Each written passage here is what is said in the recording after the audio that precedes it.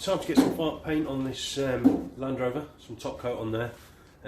This is likely to be a fairly long video. There's a lot to go through. I've had a lot of people asking me, I say a lot, I mean a few people asking me about the paint process. I've had a couple of comments on YouTube and a few people messaged me through Instagram asking about the paint process and where to start and stuff like that. So this is probably going to be quite a lengthy video. I'm going to get some footage of paint going on there. It's going to be filmed over a couple of days, but it's a lengthy process. This is where when you pay somebody to respray your vehicles or whatever vehicle it is, this is where the money goes. It's time. The paint itself is relatively inexpensive, but it's the man hours that get put into it. That's where your money goes. In reality, money wise for the painters, it probably actually only something like this. It'll probably actually only cost them a couple £100 to paint your vehicle, providing there's no specialist paints and stuff like that involved, specialist metal flakes and stuff like metallics and stuff like that. That's when it can start getting expensive. But with just plain flat colours, yeah, it's your man hours. That's the thing, and you want to put as many hours into it as you can. You've probably heard it 1,000 times before that the key is in the prep, and it really is. If you put minimal prep work in, you'll get a crappy paint job out of it. So yeah, sanding down and stuff like that, it takes hours, it takes days of prep work, and then polishing up after and stuff like that. So, but yeah, I'll go through this as well as I can. I'm not a paint expert. I'm more on the mechanic side of things. I can paint, I know the techniques, I don't know all the terminology, and I don't know the ins and outs of all different paints and stuff like that. I just know how to use a spray gun.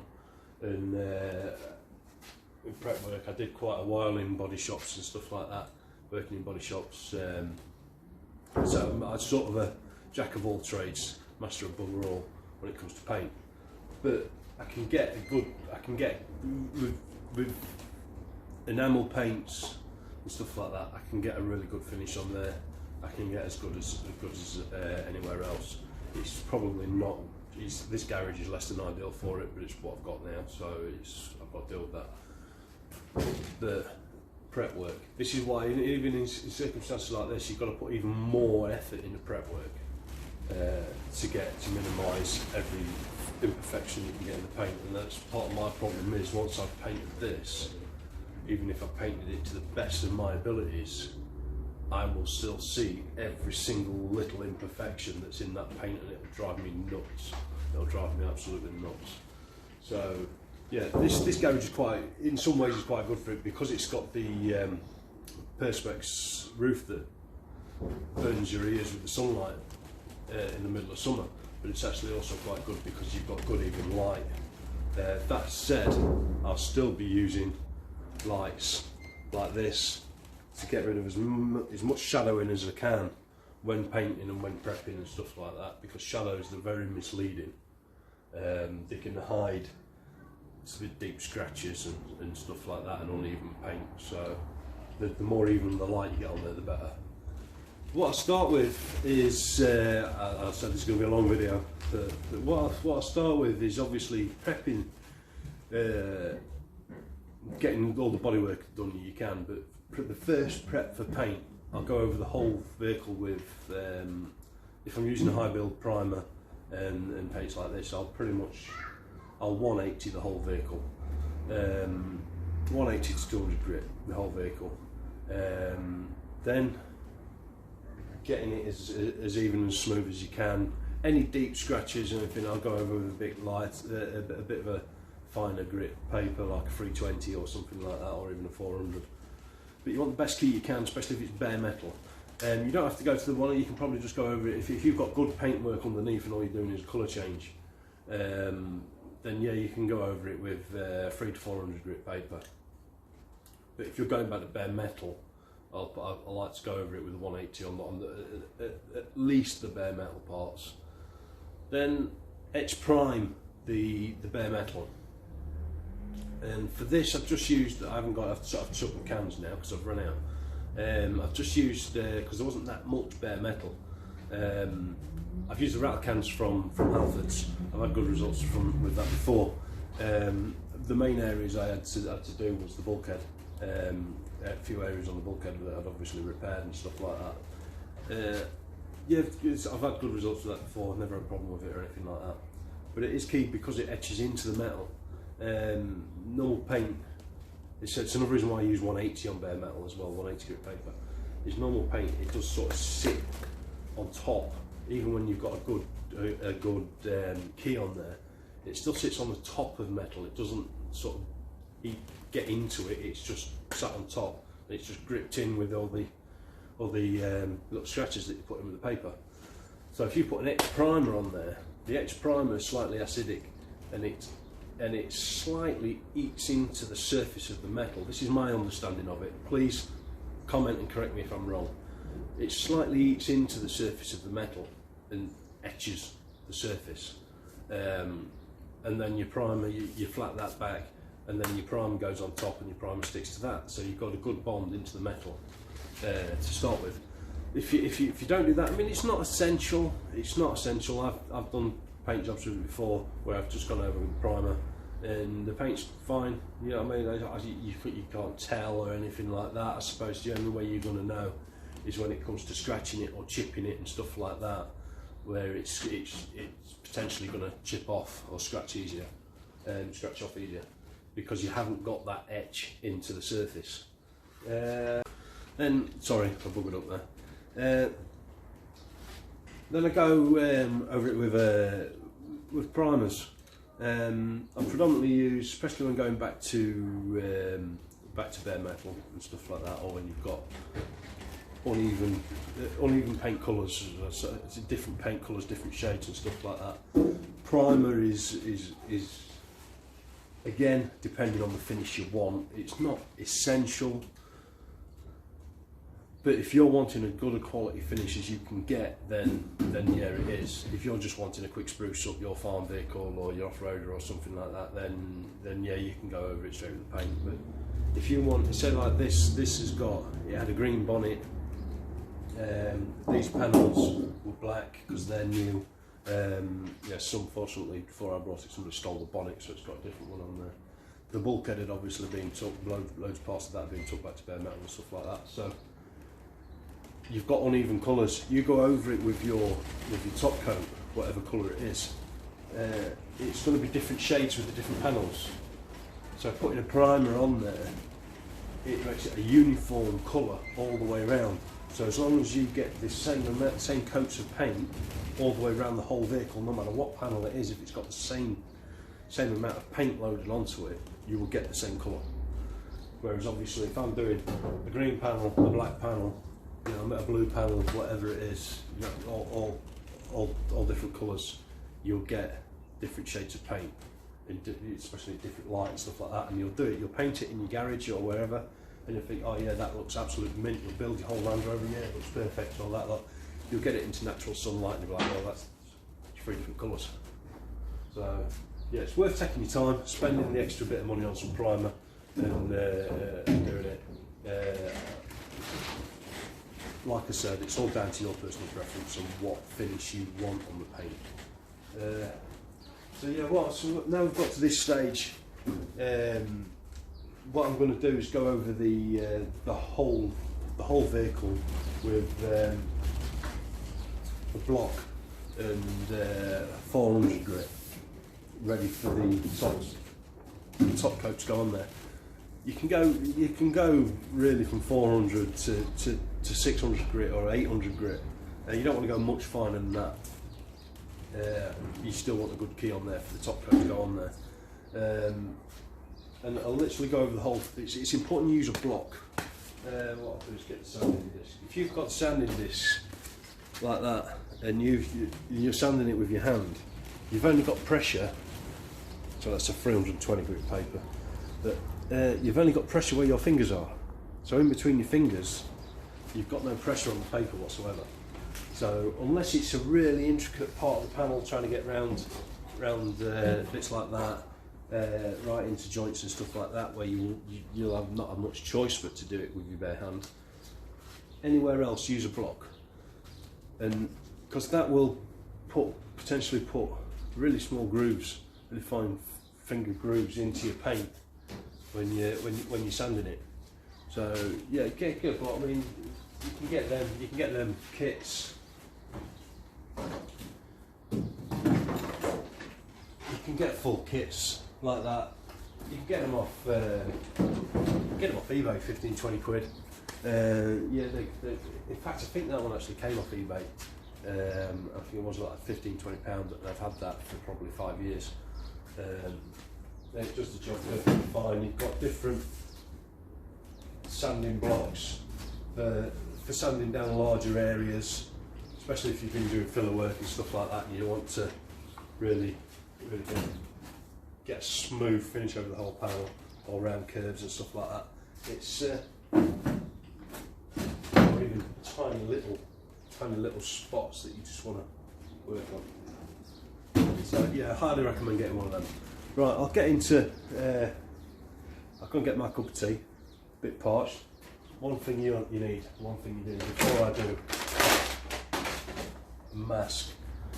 This stuff, it's like, once you start sanding it down, it's so unbelievably fine. You do not want to get it in your chest, in your lungs and up your nose and everywhere. It's really not going to do you any good whatsoever. So save your lungs. Go and get yourself a mask. This is just from Tool Station, and it's only we can get different filters for it, and you just snap them off, put your new filters in, and job done. It's £20. It's going to save your life. I don't use dust masks because this stuff is so fine. It does get all around you. The dust masks don't tend to seal properly, so it does get all around it. They're reusable. You go after so long. I tend to, after every job, I'll finish a full job, and then I'll replace the filters. Probably once a year, I replace the whole mask, because you get water vapor build up inside, and you especially if there's long periods where that's just sat in the bag doing nothing. You'll go and get it out, and you'll find there's little black spots inside of mould and stuff like that, just because of the condensation from your breath in there when it's been sat untouched for how long. So try to clean it out, wipe it out, stuff like that, baby wipes or whatever. Try and keep it as clean as you can inside. Right. Now I'll go and get my cup of tea, and we'll get sanding. What I'm going to try and get into focus here is. Obviously with the primer, I've got the torch on it, and see with paint, when you spray in paint, you get a certain degree of orange peel. This isn't really coming into focus very well, but I'll try it. I think you can just see it there. So that's what we're going to try and get rid of, flattening back. It's a steady process, using the pad, and try and keeping it in gently. You're not pressing on. You don't want to be pressing on. You just basically just resting it on there, gently going at it, and as you go, you'll see the just taking the tops off the orange peel, and go. Don't go at it like that unless you're in a little specific area you've got to try and get to. Try and keep it in straight lines. A straight scratch is easier to get rid of than a swirly whirly scratch. So you'll go so far one way, and then the other way, and it don't. You've got to be careful. You're trying not to go through the primer at all. Hopefully you've put 2 or 3 coats on there. You see little bits like that where the panel's uneven itself from the factory. So I'll just try and get a bit of key in that little bit there, look. And then, but you see, I don't know if it's going to show up very well on here. You can see just by doing it with my finger the difference in the scratches. With using a pad, you get a lot more even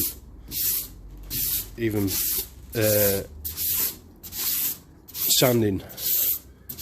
Obviously areas like this you can use, don't matter too much about the orange peel, you can use a scotch pad or something to get in there, or the sandpaper by hand. Obviously you're going to have to do that bit by hand, but yeah. This tub will be lifted off of the chassis properly before it gets any proper paint. And you're not going mad at it. Not going mad. You can see a definite line there where I've sanded it down, and it's really hard to get this. You can see. Anyway, you'll see when you do it yourself. You'll see that all you're basically doing is taking the tops off the orange peel. Once you've got it back to a nice even colour, then you know you're good to go. The more orange peel you get out now, the less orange peel it's going to have on the top coat later, because the top coat won't just fill the gaps between the orange peel; it'll just build on it and make it worse. Right, I'm going to get my mask on now and do some proper sanding.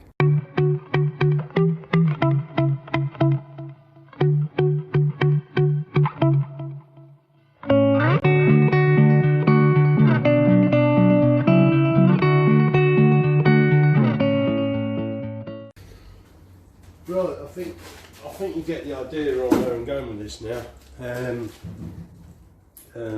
what sort of work needs to go into it. Be careful on edges and curves. If you're just running along it straight like that, you'll just end up with flat spots on it, flat lines going down it. So you need to try and go at an angle, go with the curve, both directions, so you're not getting big flat spots on there.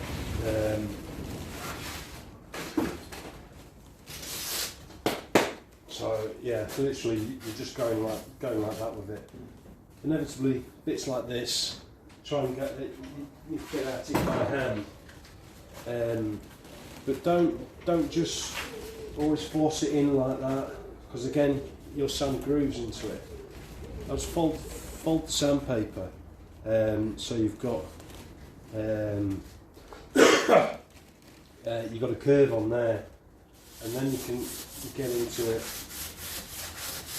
and you've got even pressure on it rather than just your finger on one specific spot. So and the same as if you've got a panel to do like that, try and sort of roll the paper in your hand, and then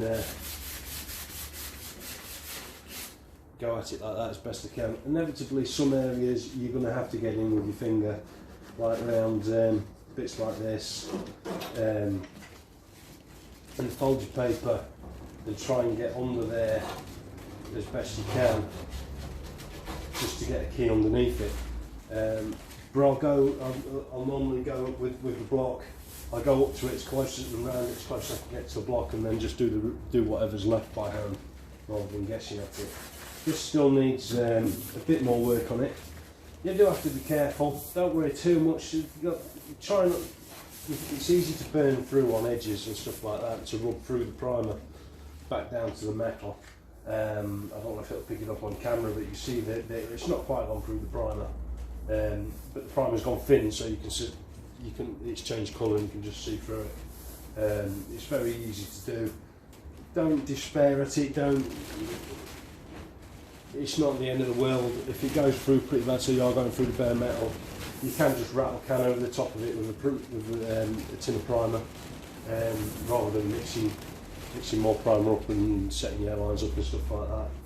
just go over that area with a rattle can primer and then rub it back again. Yeah, and that's basically it. That's going around the whole body like that. That panel to this stage is probably taking me half an hour at the top at tops. I will go over it again. What I'll do now is I'll wipe it all down, clean it all off, because there's obviously fine dust on there, and it makes it a bit harder to see where everything is, whether there's any orange peel left on there or anything like that. So I'll clean it all down with some panel wipe. Well, what I'll do first actually is I'll vacuum it. There's a lot of people, you see a lot of people going to be blowing it off with the airlines and all that, but all that does is send the dust up into the air, and it goes up into the air and then settles back down on the panel again, which is particularly bad, especially if you're going to be painting it straight after you've rubbed it down. So I'll vacuum it with a soft brush on the end of the vacuum pipe. I'll vacuum it all down, wipe it down with some panel wipe, get the torch out. Get the torch close to it, and you'll see when you go around it with the torch, you'll see any orange peel or any imperfections in it with the torch light.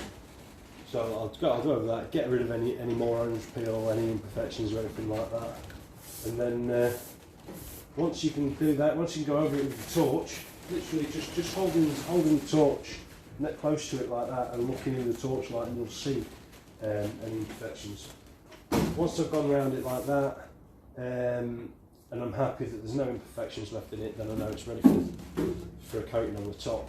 I'll get the rest of the body work done. One tip is do one panel at a time. Don't get halfway through a panel, and so like you start down here and you get up to here and you get up to this edge, and then you start going around this corner.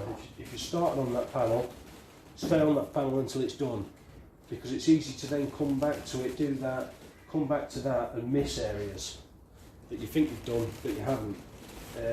So yeah, try and stick to one panel at a time. Try and start at one end and work your way to the other end, rather than starting one end and then going to that end and meeting in the middle and stuff like that. Just work your way down in one area, work your way up to there, like I did. I worked my way up to there, got so far down, come back, went again, you know what I mean, and sort of started there and then just worked my way that way, and then came back and did the top after, because of this bit I knew there was a few bits that I wanted doing by hand and stuff like that. So yeah, did that, because you've got that definite line there, so you know where you've got to. Yeah, don't worry, this top bit, and I'll just rub that down by hand, quickly went over it by hand. Not too worried about it, that's going under the galvanised capping anyway. As long as that's got a good key, then happy. Nobody's ever going to see that until 40 years time again when the vehicle needs a rebuild, at which point it's going to be getting resprayed anyway, or hopefully longer than that. See how it goes. Hopefully, you know, it could be another 60 years before it needs any major work doing on it. But yeah, these videos, I've decided these videos, they're going to be quite long, so I'll do it in several parts. So we'll get this prep part, I'll put this video out there, and then the next part will be putting the paint on. And yeah, try and, rather than one long video, I'll break it up into a couple of videos. It's going to be, I might be able to get this video one tonight or tomorrow, and then it's going to be another couple of days till I get the actual paint video on there. I'm trying to think if there's anything else I might need to know. Yeah, something that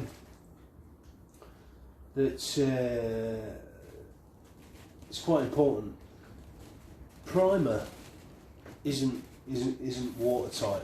Primer's it's porous, so when you get water on there, it will soak in. So you don't want to leave it in primer for too long a period, and you definitely don't want to leave it outside in humid areas or getting it wet or anything like that, because the water will get into the primer and into the panel, which you think, yeah, it's an aluminium panel, it's not the end of the world, but what happens is, obviously if you've got a steel panel, then your panel starts rusting from underneath, but what also happens is that moisture that's in the paint, when you put your top coat on, the moisture gets sealed in there, it gets trapped in there, and then you'll go out one day, your paint will look absolutely perfect. You'll go out to one summer, glorious summer, 30 odd degrees, and you know yourself, your panels get so hot you can barely touch them. The moisture inside the primer then boils, and that's why you'll see paint jobs where the paint's looked absolutely perfect for sometimes years, and then all of a sudden it's got these little tiny micro blisters all over the paintwork. That is because moisture in the primer that's or in the paint itself that's been sat in there for a long time, and then the circumstances, the heat's just been bright, and obviously the moisture tries to evaporate and it causes little micro blisters in the paint. So yeah, try and keep it dry. That's why I'm sanding this down dry. I'm not using a wet and dry paper on there. I'm just dry sanding all this down. I'll use wet and dry on the top coat if I need to flat back the top coat to get any orange peel, but yeah, primer, I'll flat that back dry, and it just cuts down on hassle in the long run. Another thing that can do it as well is when you've got the moisture in there, obviously freezing temperatures and stuff like that, the moisture can freeze in the paint and expand and stuff like that. So yeah, it's just something to think about. All these little things that potentially ruin it years down the time.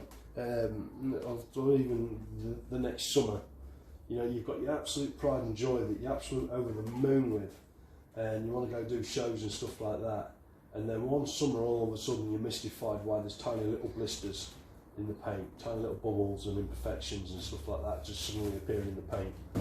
That's why. It's all in the prep. It's all in the prep. Right. I'll cut that video there. Any questions or anything like that, just let me know, give us a shout. If you've got any suggestions, or like I said at the beginning of the video, I'm not an expert on paint, so any advice, any tips is more than welcome. Just enjoy your project. Take your time with it. Really take your time with it. Time's key. Time and prep, or prep is time. It's like I said, putting the paint on is the easy bit, it's the prep's the hard bit. Right, thanks for watching, and I'll more than likely see you in a couple of days. Hopefully, put some actual colour on this Land Rover. Don't forget, like, subscribe, all that, notification bell if you want to see more notifications on videos, and Instagram, CSM, Retro Restorations. And yeah, see you soon. Thanks for watching.